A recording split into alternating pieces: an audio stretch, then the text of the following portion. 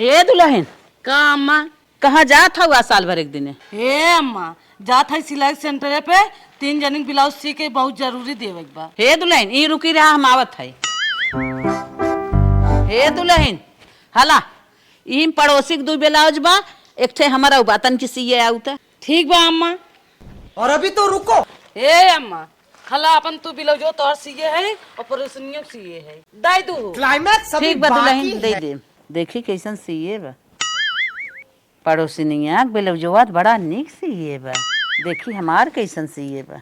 हमार तो टेढ़ मेढ़ कई बेकार कई दे बा। चल थई पूछी था कहो हे दुल्हन का अम्मा? ई बतावा पड़ोसिनिया ब्लाउजवा कितना निक सीए हौ, हमार गतई उतई कैसे इतना बेकार कई ना हो। अरे बूढ़ा ई बतावा, पड़ोसनियत हमें पैसा देत है, तू का नवा देत हूँ?